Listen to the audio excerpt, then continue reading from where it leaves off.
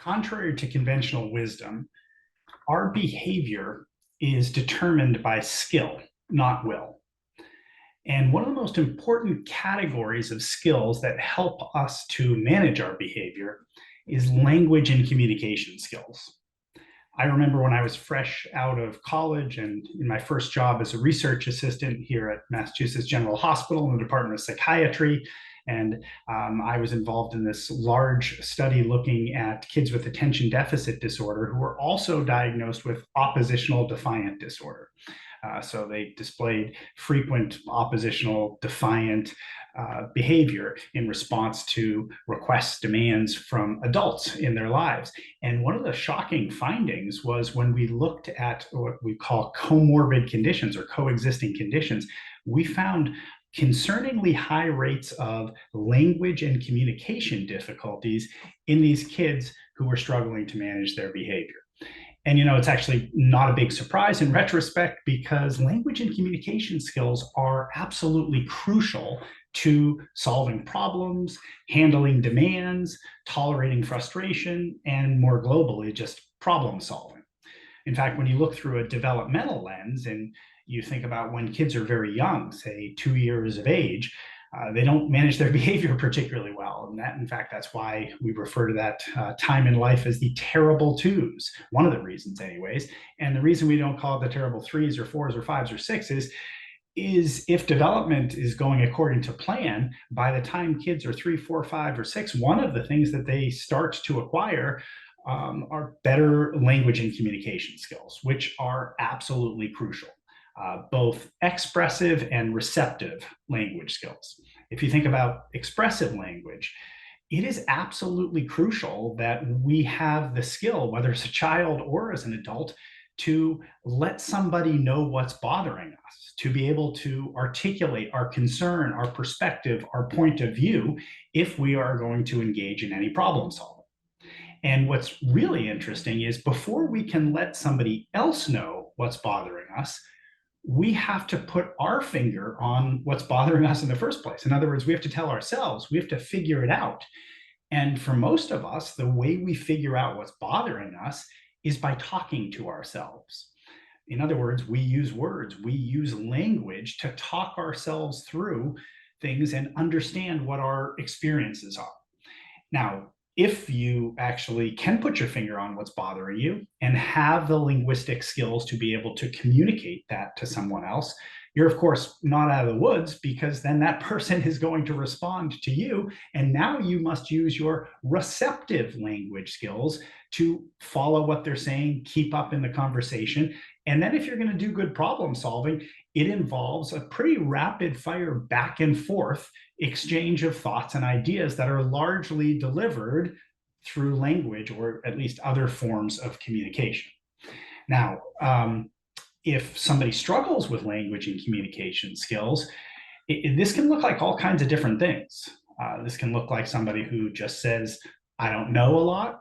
This can look like somebody who has long pauses before responding. I've seen many times with adolescents that I work with, this can look like a lot of 4-letter words. And you really want to try to embrace a notion of being curious, not furious, when you're struggling to understand somebody else's behavior. Because if this is about skill, not will, what we want to be thinking is, what is this person having a hard time doing that if they were able to do more effectively, they'd be able to manage their behavior better? Because the reality is kids, adults, all of us, of course, we'd prefer to be managing our behavior better in the first place. Nobody likes to be behaving badly, which is why, as we always say, kids do well if they can, or adults do well if they can as well. So try to embrace this mindset of be curious, not furious. And one of the things with curiosity you want to be thinking about is, how is this person's language and communication skills? Is this an area where they might struggle? And be careful not to act too quickly, because I see many of us adults, we issue demands, requests, commands to kids. And if they don't immediately respond, we reissue the command, often with a threat of a potential consequence or something like that. And having worked with a lot of kids with language and communication difficulties, maybe as simple as a slower processing speed, you realize that these kids just oftentimes need a bit more time. So, for instance, we say something to them like, turn off the TV and come to dinner. And if they don't turn off the TV and come to dinner in a few seconds, we then re-up the demand. Did you hear what I said? I asked you to turn off the TV and come to dinner, maybe with a little bit more aggravation. And the reality is that what might be going on in that kid's head is as simple as this. You say, turn off the TV and come to dinner. And this is what's going on in their head. They say to themselves, okay, turn off the TV and come to dinner. Okay, so you want me to turn off the TV and come to dinner now. The thing is that I'm sort of in the middle of my show and I kind of want to see how it works out. And as they're still thinking this through, using language in their head, but not particularly rapidly, we jump right in and interrupt the process. I find it's really helpful when being curious, not furious, to inquire what's going on in a kid's head. I once worked with an adolescent who had developed a particular compensatory strategy for some delays in language processing, which is to say, as soon as somebody inquired something that required some complex thinking and linguistic skill to express what was going on for him, he would sort of head it off at the pass immediately by saying something like, I don't care. Or worse, I don't give a, you know what. And I remember I was working with him one time and I was asking him about something that happened for him in his day. And before I even can finish my sentence, he says, I don't care. And I finally said to him, I said, you know what? I just noticed that you say, I don't care, even before I finished. You can't possibly have had enough time to think about it. Now, if you think about it and really decide you don't care and want to let me know you don't care, that's cool. But I can't even tell if you really don't care or that's just something you're saying. So just let's be quiet for a little bit. I just want to ask you a question and just think about it and tell me afterwards what your response is.